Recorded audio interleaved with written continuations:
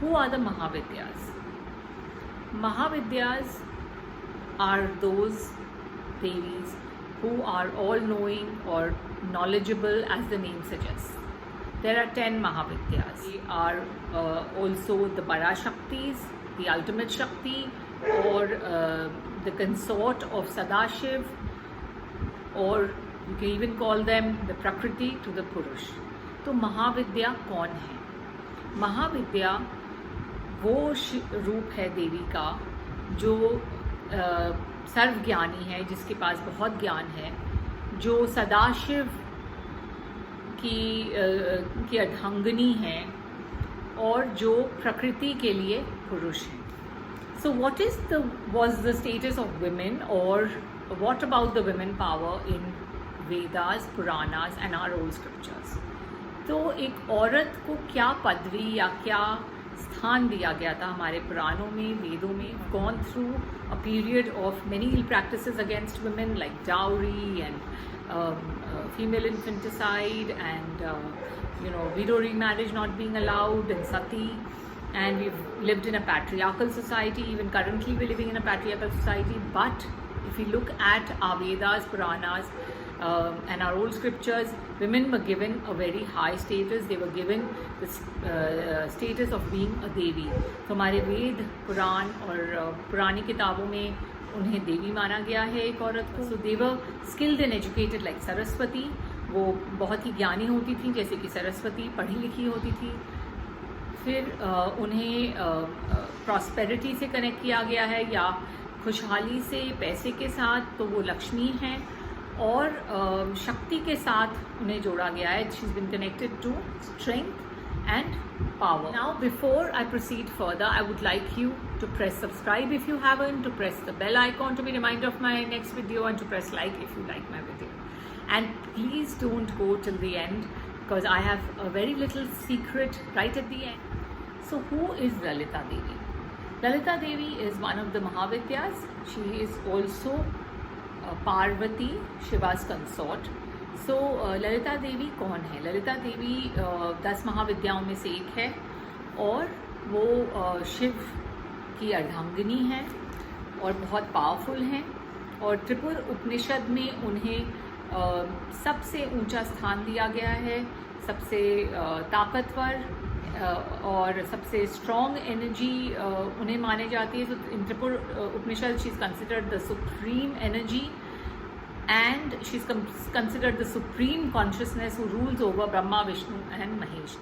And she is considered to be the Tripur Sundari, someone who is the most beautiful in all three worlds. So Tripur Sundari का मतलब है तीनों लोकों में जिसकी सुंदरता के बराबर किसी की सुंदरता नहीं है. She is also Kameshwari. वो कामेश्वरी भी हैं जिनके भैरव कामेश्वर हैं. So this is Lalita Devi. Who is Bhandasura? Bhandasura कौन थे? तो भंडासुर एक डीमन थे या एक राक्षस थे. And how did he come about into being? वो कैसे उनकी उत्पत्ति हुई? सो ये एक कहानी है कि सती ने शिव जी से शादी, पिता को ना खुश करके बेसिकली, तो she married Shiv, not listening to her father Daksh Prajapati.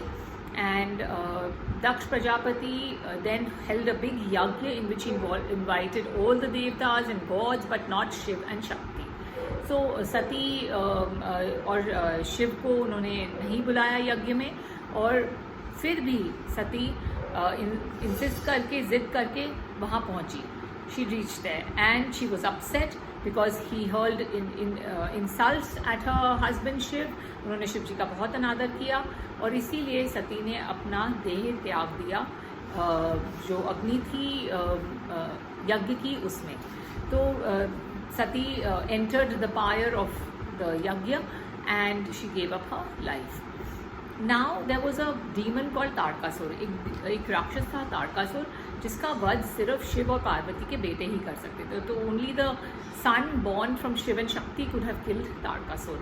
And now Sati was reborn as Gauri to the Lord of the mountains, Himachal.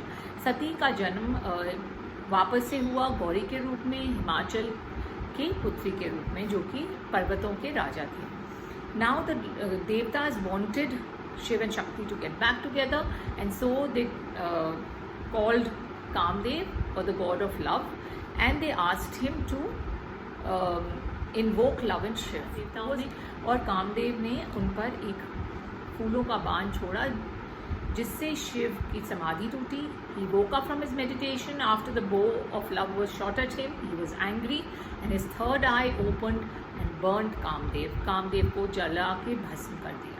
Rati, his wife, then came and requested Shiv to give back her husband. उन्होंने फिर उनके जो ashes थे, she collected them together and made a form, and Shiv put life into it. Shiv जी ने उसमें जान फूकी. Because he was born from Shiv's powers, he was very powerful and strong, and he prayed to Lord Shiva. Shiv जी खुश हुए और शिव जी ने उसे वरदान दिया कि वो 60,000 साल तक राज करेगा. He would rule till 60,000 years, and he blessed him with another boon that every time he fights, his opponent will lose half his strength to him. तो जब भी वो लड़ेगा तो जो उसके साथ लड़ेगा उसकी आधी ताकत उसको मिल जाएगी. So Bhandasur started ruling fearlessly. All the Asurs joined him, and Shukracharya, the guru of the Asurs, जो शुक्राचार्य हैं, गुरु हैं असुरों के, उन्होंने उन्हें एक नगरी बनाने के लिए कहा शौमितापुरा में, जो आज के दिन तेजपुर असम में है. It's present in today's day and age in Tejpur, Assam kingdom, and started ruling. And he would trouble the Devtas. तो वो Devtas को बहुत तंग करते थे.